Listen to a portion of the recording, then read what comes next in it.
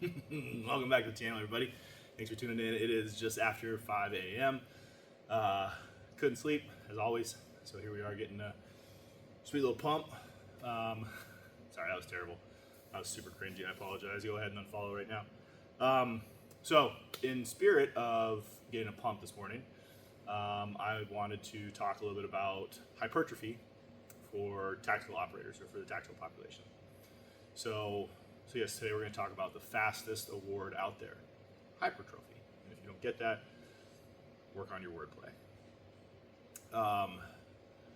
So how does hypertrophy fit into the world of, or the scheme of programmatic design for a tactical operator for the tactical population, right? So when most people think about hypertrophy, they think about bodybuilders, right? Just like an abnormal or an excess amount of muscle mass that at some point loses its functionality. I'm not a huge fan of the functional terminology, but in regards to a tactical operator, whether military, police, fire, first responder, whatever it is, there has to be a level of functionality to the hypertrophy and to the strength that we develop through training, right? Now, that's not to say that as a police officer, or as an operator, as a firefighter, or whatever, you can't be muscular, right? I think there's this misconception, especially within the Army, that you can't be muscular, that if you are a muscular human being, you are going to suffer, right? Or you're not going to be able to perform as well. And there's some truth to that, right? Because the Army or the military is still very much in this mindset or this framework of cardiovascular endurance aerobic training events or testing events, right? So if you're trying to go to selection, whether it's SFAS or whether it's for Delta or whatever it is, right? Whatever school or program that you're going to or unit that you're trying to go to, it's a cardio heavy endeavor. And so there is a grain of truth to the idea that being overly muscular, like again, excessively or abnormally or even morbidly muscular, I guess you could say, is going to be a detriment, right? Especially in situations where, especially if you're super lean, right? So if you're in a situation where maybe you're doing the SEER training, survival, evasion, resistance, and escape, right? Where maybe you don't have access to food all the time, or regular meals. If you have nothing but lean muscle mass, you don't have any energy reserves, you don't have any fat stores, right? So, and then a heavier guy, so I weigh this morning I was 253.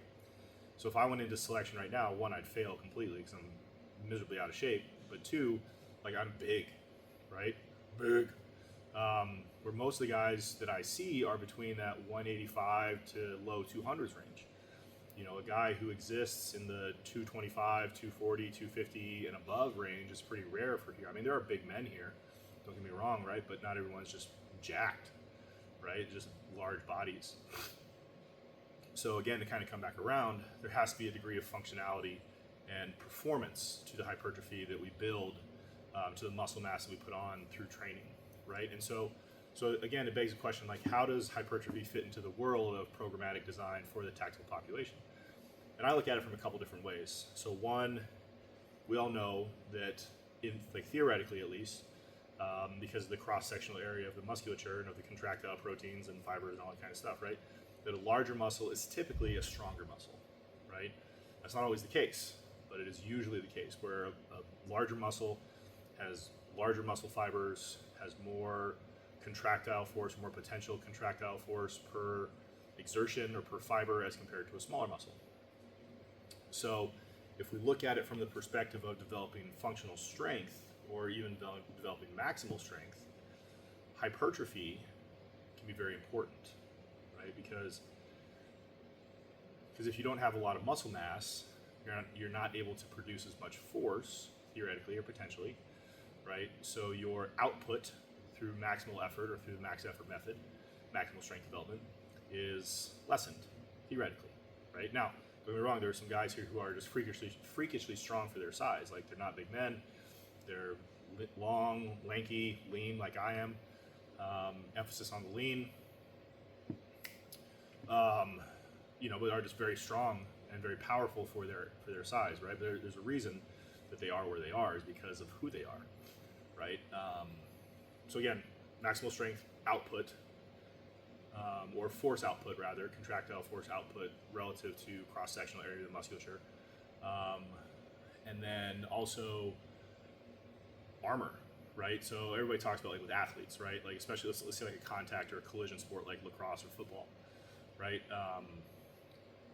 The more muscular you are, the more protection your joints, bones, ligaments, tendons, all that connective tissue, all those sort of more fragile areas have in order to remain safe and resistant to injury, right? So we look at it from the perspective of that. Muscle is just I don't like using the term armor, but is the padding or is the protection for the structure that protects your internal organs, right? Like, so you have your skin, your muscle tissue, your bones, and then your internal organs, right? So muscle is the most immediate, well, second most immediate after skin. Sorry, I've had way too much caffeine and pre-workout, and I'm rambling, so if you want to skip over shit, skip over shit. But yeah, so muscle is armor, muscle is protection, right? So if we have an individual who has, let's take the shoulder joint, right? So the shoulders and the upper back are very prone to injury in this population, right? Because of rucking and carrying stuff and, you know, constant positioning, like whether it's admin work, right? People are always typing like this, right? Rolled over. Or they're rucking and they get that ruck palsy where their shoulders roll in and their arms kind of hang down to the side because they have so much nerve damage and that kind of stuff, right? So if we have a stronger, more muscular upper back and neck, and then rear delt, we protect that area so we mitigate the likelihood of developing chronic, long-term overuse injuries across a career that can then span into retirement, right? So again, two different ways of looking at it: contractile force or output, and then protection. So how do we go about then introducing functional or effective hypertrophy work into a tactical population program? Well, it's pretty simple, right? It's just, I mean, it's very much like bodybuilding, right? So like, and I'm not saying that bodybuilding is an easy sport or an easy pastime or hobby or whatever you want to call it, right? But it's pretty simple, right? It's like, okay, what I'm trying to work on is a specific area, so I'm trying to elicit or create a specific particular response to training to a stimulus in a specific area, right? So if we're talking about the upper back, which is a very important area, how do we do that? You know, we prescribe maybe on a max effort upper day, you know, some type of like basic rowing movement. You know, I'm a huge proponent of the KISS method, right? Keep it simple, stupid. Like, what's your biggest bang for buck? What is going to give you the most return on investment? The investment being time and energy, right? The guys who come in here during the morning sessions, during our, you know, team sessions, that kind of stuff, have a limited amount of time and have a limited amount of physical, mental, and emotional resources to expend. So as a power lifter, this is where I live. This is all that I do from a exertion perspective, right? All I do is lift weights. I don't have to run. I don't have to ruck. I don't have to be able to shoot. I don't have to be able to think and shoot and run and do all that stuff at the same time, right? So my training, my development is very simple, right? Just go pick up a heavy thing and then pick up a heavier thing, right? That's very basic. And then if I want hypertrophy, you know, I can, you know, I have the pick of whatever I want to do because I have no other obligations from a physical perspective, no other exertional obligations or requirements, right? But for the guys who come in here to train, my operators, they don't have that luxury, right? They are, at the end of the day, they're soldiers, right? And, you know, they may not be seeing combat right now, but they need to be ready for combat. And so tactical training, skill-specific training takes priority.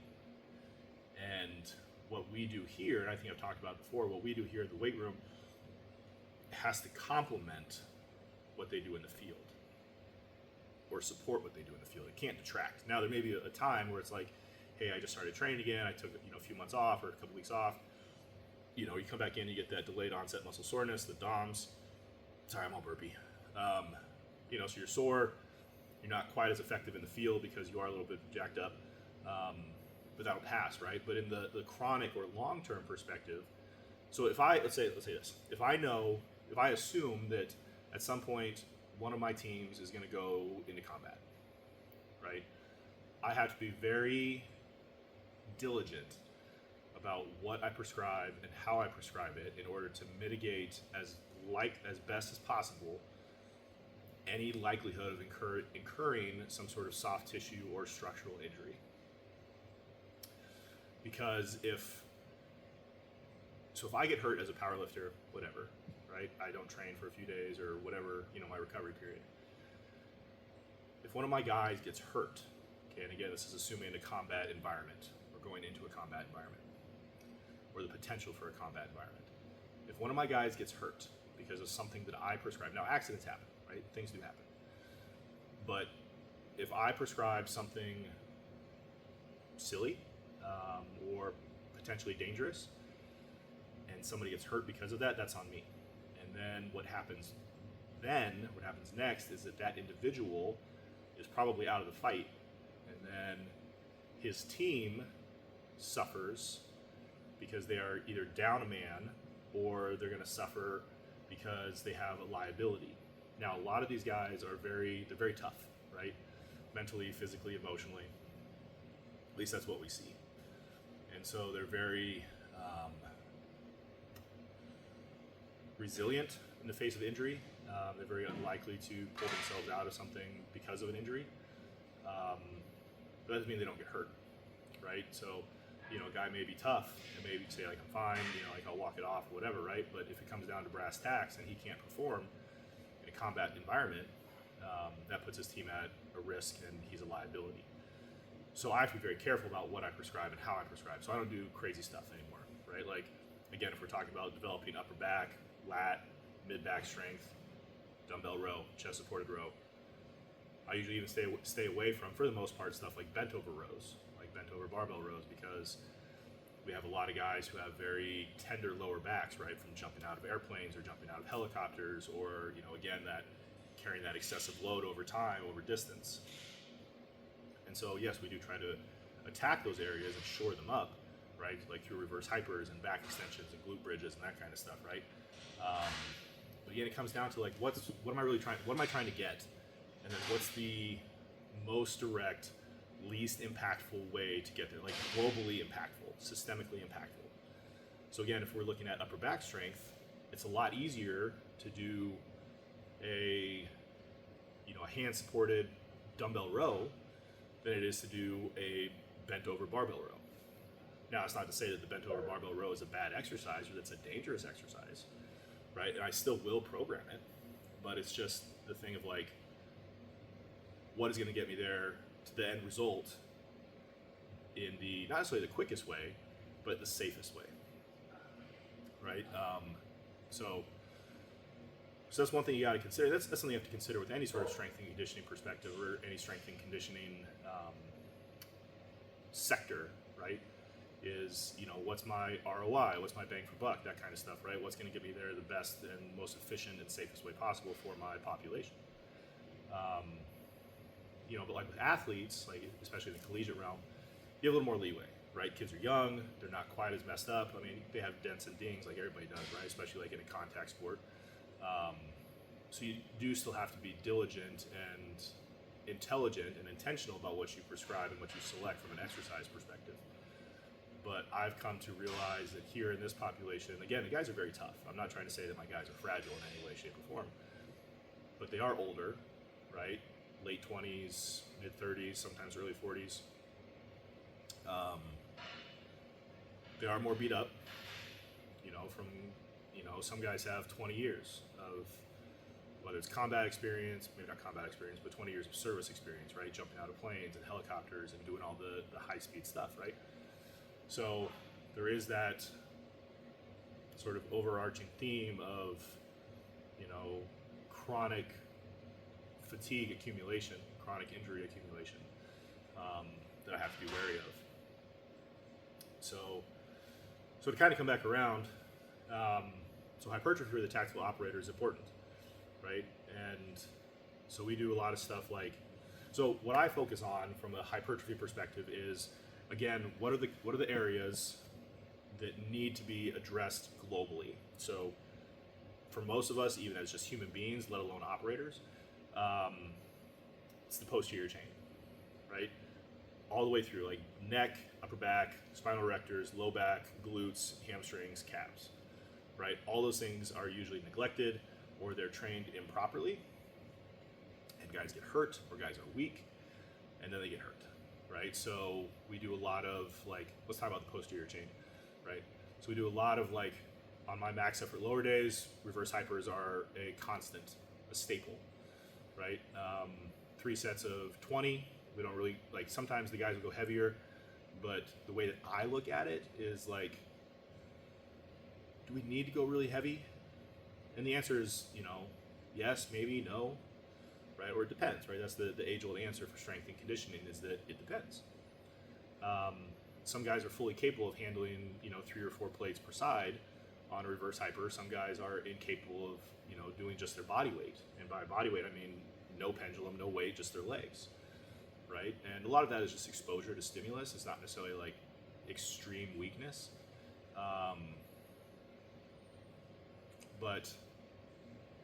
So when I prescribe hypertrophy exercises or hypertrophy accessories, hypertrophy focused accessories, I look at it from what are we really trying to achieve.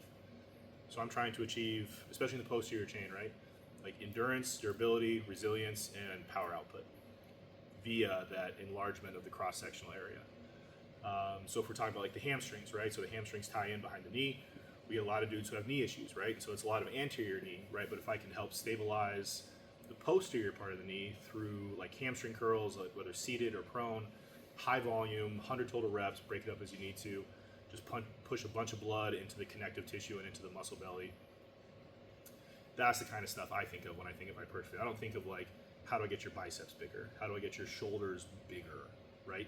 And there are some cases in which like a guy does need to gain some weight and does need to put on some muscle mass so that he is more effective and can handle like carrying a heavy load more effectively and efficiently, right? But again, I can't turn these guys into powerlifters or turn these guys into bodybuilders because they don't have the luxury of being able to specialize in an aesthetic or a singular event like bodybuilding or powerlifting, right? They have to be multifaceted.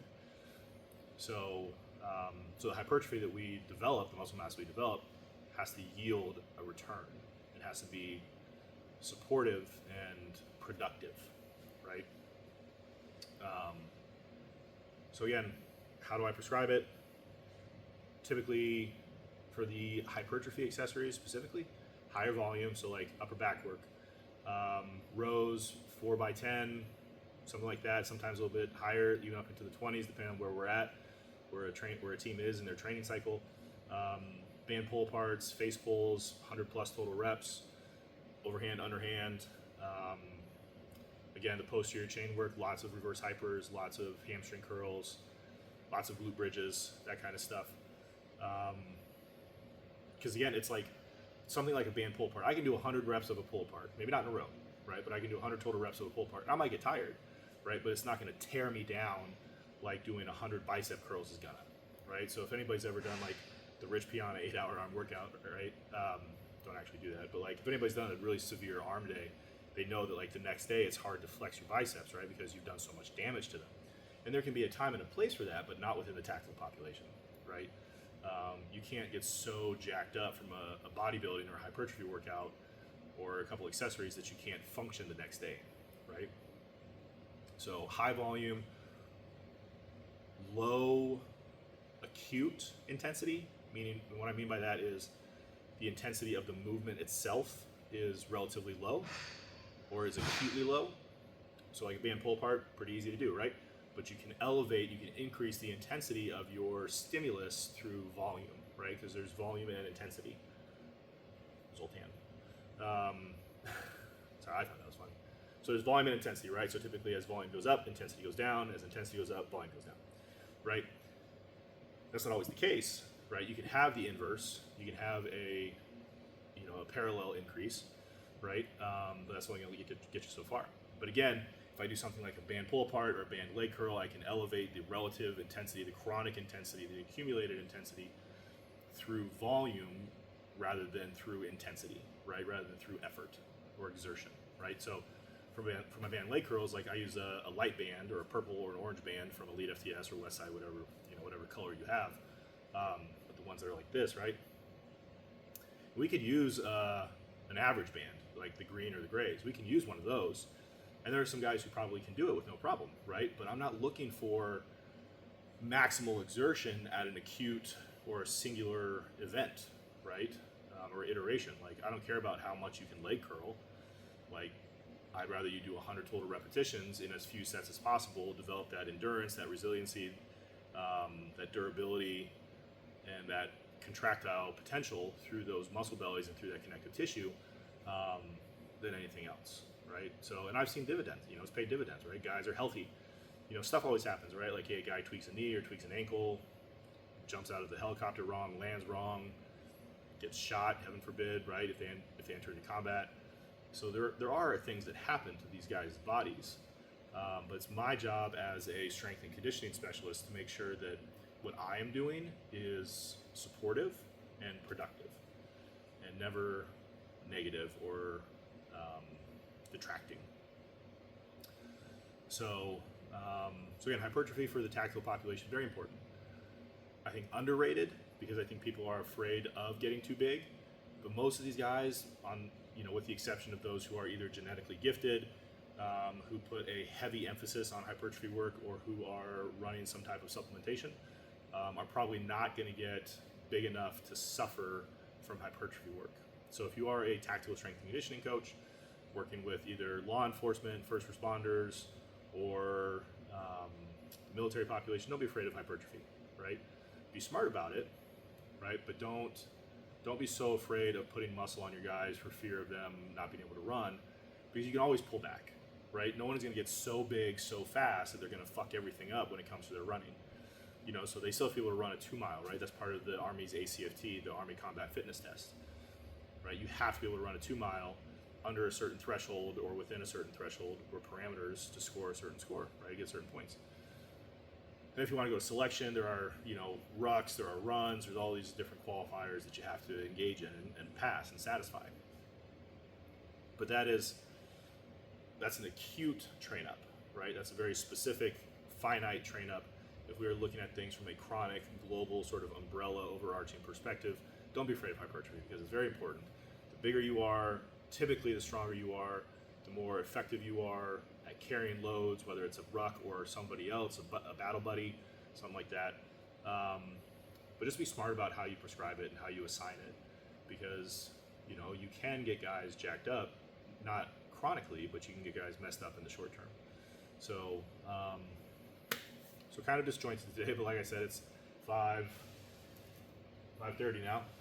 I've had too much caffeine for the morning, not enough food, so you get what you get. But as always, thanks for tuning in. Please like, subscribe, comment, share, all that kind of stuff. And as always, don't waste the pain.